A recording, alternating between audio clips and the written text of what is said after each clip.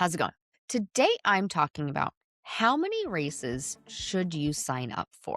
This is Running to the Castle, a podcast for injury prone Run Disney runners on a journey to running magical miles. Join me, Dr. Allie, as I share the secrets I've gathered as a runner, doctor of physical therapy, and coach.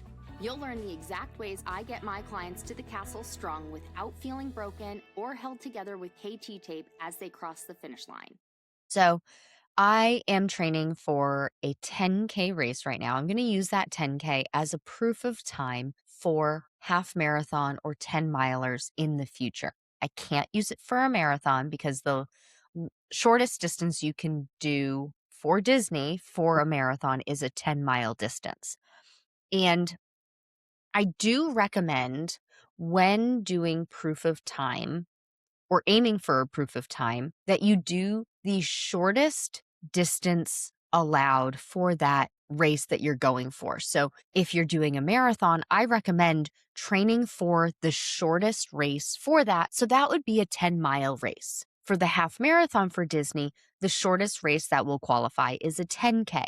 I recommend training for and using the shortest race distance for that proof of time. And some runners will say, no, don't do that. That doesn't make sense.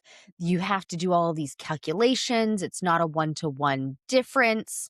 And that's fine. Do the calculations. Just Google Macmillan race calculator, I think is what I typically Google. And what comes up is, there are a bunch of sites, but the best one that I found is a site that you type in the the finish time of a specific distance, and then scroll down a little bit, and it shows you the predicted time of all sorts of race distances based on that finish time for that race distance. So if I put in a 10K, it will tell me my anticipated finish time for a 15-miler, 15K, half marathon, full marathon. It has lots and lots of recommendations or adjustments for different race distances. So just use the calculator. Rumor has it, Run Disney uses that calculator. So if you want a proof of time for a half marathon, you need to get under 1 hour and 8 minutes on a 10K. Okay, great. So why do that over running under 2.5 hours on a half marathon? Well, because then that is about half the distance that you have to go and maintain that pace. It's shorter. The shorter the distance, the faster you can go. So let that be, to use that to your advantage. Okay. So I'm training for this 10K race in September. So when I first told runners that, they were like, why so far out? You're not that far off from that race pace. Sure, I'm not that far off, but I don't know how long it's going to take me to actually get that pace.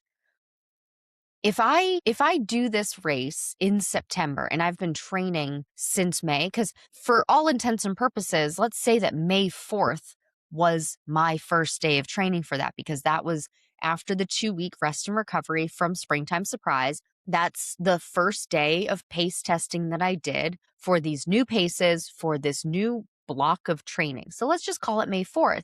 And the race is at the end of September. Well, if I train for this, and I get faster than that hour and 8 minutes for the 10K, well, that's only gonna work in my favor. I'm only going to be faster on race day. But what if I signed up for a race in June and I just wing it? I train for 6 weeks or something and then just go out there okay, well, let's just see if this works. That A, feels too rushed to me. And B, if I don't hit the proof of time, I'm going to have to find another race. And I'm going to have to take another 2 weeks rest and recovery off. I'm going to, start the whole training block over again. So why not give myself 4 or 5 months to train for this? Maybe it's overkill. I don't know. Let's find out. And I'm using this as a guide to see, like, realistically, what does somebody need to do to get this proof of time? And I'm not the slowest runner, but I'm not super fast. Like, I just did my new pace test numbers, and, the actual pace doesn't matter, but I do know some people are curious. So my new easy pace is 5.5 miles per hour. So that's a 10 minutes and 55 seconds as my easy pace. Now it's very interesting because I did my first long run, 4 miles, at that new easy pace. I did it outside today. And man, was that hard. I'm going to do a whole recap, like a weekly recap of how my training is going, but my training goes Monday to Sunday. So it's not going to be this episode that I'm talking about week one.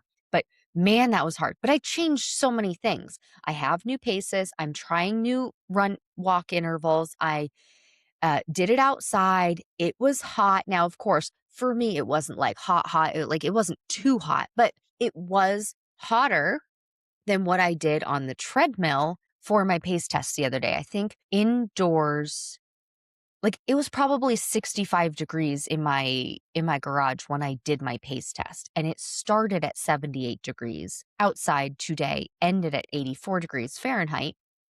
And so there were just like multiple variables, but like my easy pace did not feel easy today. And I will go into that in a whole other thing. But, thinking about my easy pace is 10 minutes and 55 seconds. My anticipated race pace needs to be, I think I figured it out. It's like an average between my easy and my moderate. And so it's really not that far off. I'm not that far away. But I've never gone for a proof of time before. I've never cared before. This is something I want to see. Can I do it? What does it take to do this for myself, for my clients who ask about it? Realistically, how much faster can I get every month, every 6 weeks? Because as I'm going, I love my data. I love me a good spreadsheet. I'm going to be tracking this. So we're going to see if we can get some numbers. Now, of course, this will be a research of one, but if it works for me, why not then have my clients do it too and follow and track those numbers and just get more data? I love the data. And so I don't know how long this is going to take. Is it going to go well? Am I going to have to change up what I'm doing? And so that this the whole point of today's episode is how many races should you sign up for? I promise I'm getting there. There is a point. But so as I was doing this, or as I was gearing up for my training, I was like, "Oh, September, the end of September for the 10K, that's not I won't be too far off to then do a half marathon." Now, I'm not doing the half marathon at marathon weekend. I'm not doing the half marathon at Wine and Dine because I don't care about those themes, and I'm a themes kind of person. Like, I want the theme to be good. If I'm gonna get up at 2 in the morning, I wanna make sure I want that medal, I want that shirt, I want the merch, like, whatever, in order for me to sign up for a Run Disney race, because we know it's not cheap and it's really hard to get into. So if I'm not like super gung ho about it, I'd rather somebody else who is like dying to get in actually get in. Now, of course, there are other ways to get in besides purchasing the bib from Run Disney. You can do charity and everything like that, which is wonderful. And there are charities that I've heard that are still available. Don't ask me which ones. I don't know. I just see pop up on social media that so and so charity has this bib available. Anyway, I was thinking about it. I was like, okay, well, if I do a 10K, could do a half marathon in like November, maybe early December. I don't want it to be too cold because although I live in Vegas and it's not too cold in December for some of you, like people who live in Minnesota, holy crap. Like it's not that cold, but it is too cold for me. And so I just started looking like, can I do this? Is there a half marathon around? And if it's gonna be a half marathon, might as well make it something that is eligible to be used for a marathon in the future because as I have been talking about, I may be doing the marathon weekend 2028. And so something at the end of 2026 would be eligible. And the half marathons, all the half marathons I found here locally in that time frame look like they're all hosted by the same company, and it is not timed. It is not chip timed at all, and it they advertise it really weird. It's like first come serve first served, like buy a bib, but it's first come first served. So if the waves are done and you haven't gone yet, like you're SOL. It was really weird. Luckily, they type it the exact same way for each of the races, so I could automatically pick up on that it was hosted by the same group and that it was not chip time. So I was like, I'm just not looking for it. So then I found one in Orlando in December. Obviously, it's not Disney, but it is very well supported, very well structured. And I was like, oh, well, that could be good. And I'm thinking about it like, I am very strategic on what races I'm doing. So I don't recommend signing up for tons and tons of races. The biggest reason being that you're more likely to get hurt. You are more likely to get burnt out from training and just not enjoy it anymore. And I know we see on Instagram, on social media, we see everybody's highlight reels and we see all of these races of, oh, fourth half marathon this year, fourth marathon this year, whatever it is. And to me, that's just too much. It may be fine for the elites and the professionals. I don't know because I'm not working with them, right? But on average, it takes 2 months to recover from a marathon, from the cellular level, what it's doing to your muscles, what it's doing to your joints, your ligaments, your tendons, your mental capacity, your willingness and ability to enjoy training. Like physiologically, it takes 6 to 10 weeks to recover from a marathon for the average recreational runner. So that's 2 months right there. If you're really fast at recovering, 6 weeks. If you're a little bit on the slower side, 10 weeks. Average 8 weeks. And then you're training for 6 months. So how are we doing more than two a year? I mean, yes, of course, if you're recycling miles, which if you haven't heard me use that term before, I mean not training, like you don't have a gap in training. So if you go from marathon weekend doing the marathon, you take your 2 weeks off, rest and recovery, and then you start running again at day 15, but you're running like 3 miles, 4 miles. And comparatively to that marathon, that's not a lot on your body.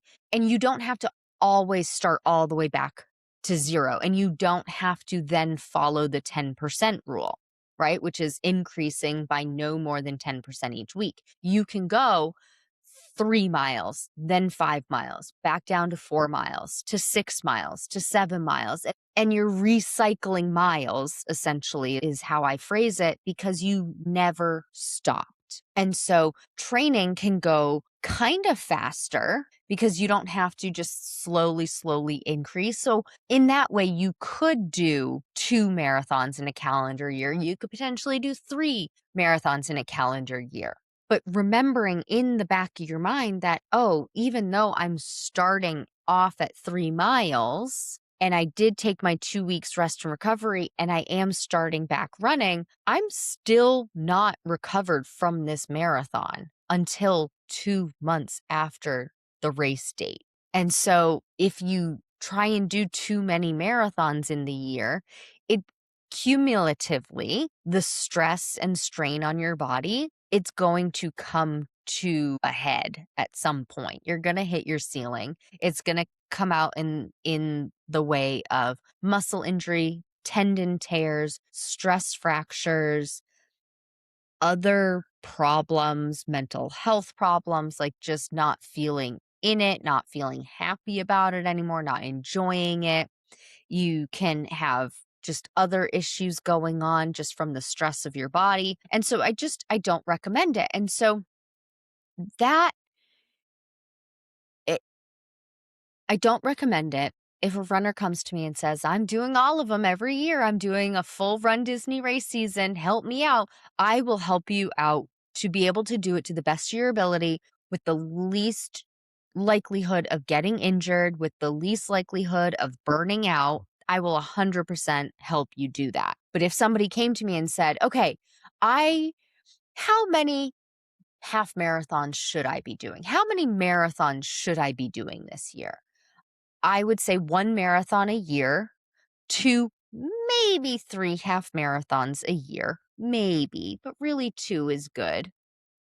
5Ks and 10Ks, like, if you're a marathoner and 5Ks, you're like, "Oh, that's easy peasy, that's just a regular Thursday," and to 10K, you're like, "Oh, yeah, like, that's you know, just just go out there and I don't really have to think about it." I would say, okay, you can have a smattering of those throughout the year, but with the caveat that pick 1 or 2 races a year to be your big races, like, whether it be I have a time goal or I have a time or a pace goal, or I have some kind of I don't wanna say extreme goal 'cause it's not necessarily extreme, but as opposed to just finishing, enjoy my time, do the thing.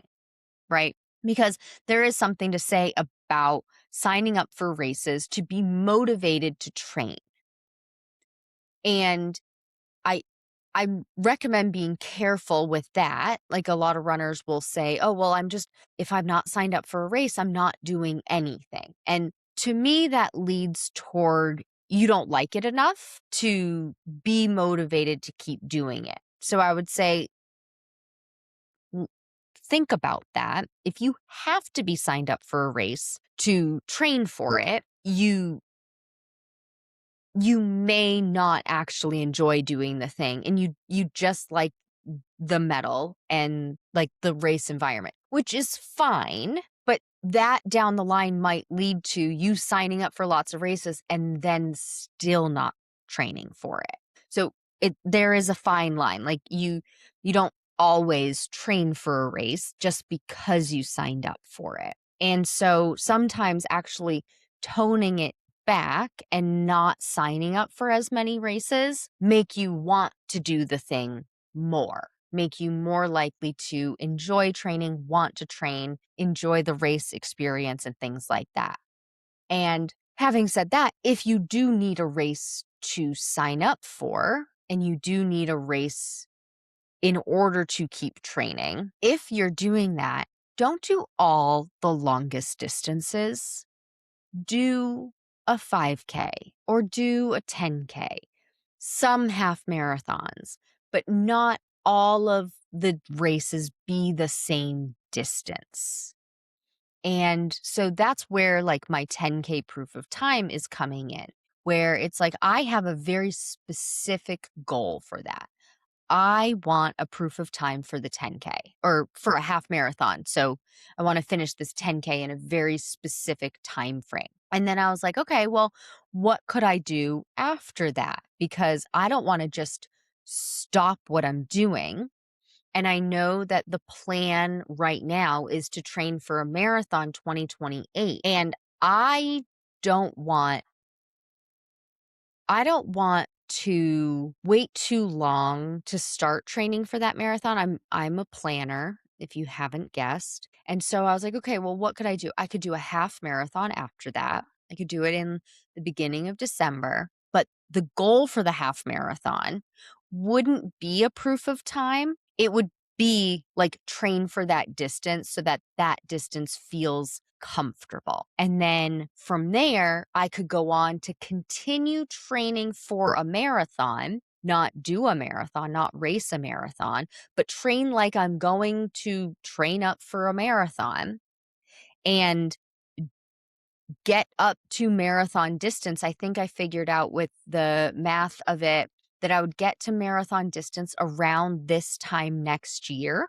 maybe a little bit earlier, maybe sometime in April. And so then I could train up for that distance and then take like 2 weeks rest and recovery, treat it like I did a marathon, and then do some just like build phase interim training between then and whenever marathon training would start in June. So then I would like just keep going on this forward momentum from the 10K to a half marathon to a quote unquote marathon. No race signed up for it, but just keep training like that because for me, that is motivation. Even if I don't have a marathon signed up for, I really, really want to succeed at the race distance, right? Like I really want to cross the finish line. I have thought about this far enough in advance that I could do 26 miles before official training ever starts. Now, of course, in my training plans, I recommend don't go beyond 20 miles training for a marathon, goofy or dopey when you're training for those, but that's when you're in the training block. If you want to run 26.2 miles, 9 months before race day, that's fine.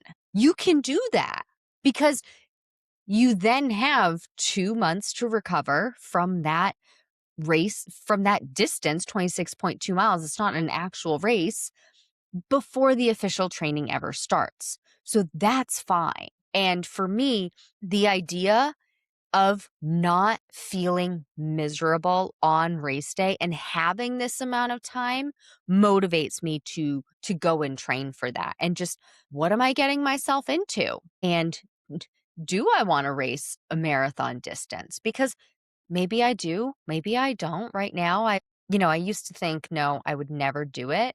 But now I'm like, I've hit the point with my training where it's like, okay, well, what is the next thing that I should be looking for? And so part of that is this 10K distance proof of time for a half marathon. So getting faster could be the next thing. Or going farther could be the next thing. But notice I'm not doing them both at the same time. I'm doing them at wildly different time frames. I'll train for this 5K over the next 4 to 6 months, 4 to 5 months, and then train up for half marathon distance, probably race a half marathon, but not necessarily go for a proof of time then, unless I have this astronomically fast pace because I overshot and just way underestimated how fast I could get in that amount of time, and then go on to the marathon. But those marathon miles would be super duper slow and just like one foot in front of the other. I don't care how long this is taking me. This longest distance is going to take me 8 or 9 hours.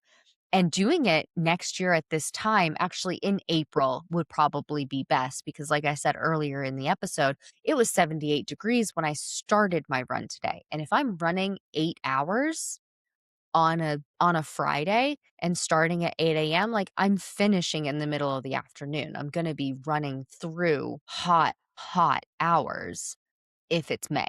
So there's another thing that goes into this, thinking about like how many races should I be doing? How many, what month and everything should these races be? Because you have to factor in the time on your feet and the temperature and things like that. But really, if you need to sign up for a race, and you're going to ask me, I'm going to say no more than one marathon a year and no more than like 2 half marathons a year, maybe a third if we really could finagle it. But if you need a race to sign up for, do shorter distances and make some other type of goal to keep you active in doing it. It's better off on your whole body, mentally and physically, to do distances that for you are shorter and aren't as taxing on your body. So keep it relatively low in the number and ignore the people on Facebook and social media, Instagram. They're like, "Yep, doing 75 marathons this year." Like, that's the highlight reel. You don't know how they're actually feeling or how they're really doing. They could be putting on a front on Instagram, right? Like, you do you, boo boo. Like, as long as you're putting one foot in front of the other, no matter how fast you're going, no matter how slow you're going, a mile is a mile. And if you're doing the thing, you're staying active, that's a win in my book. So do what you need to do to actually enjoy it and stay happy doing it. And that might be fewer races throughout the year.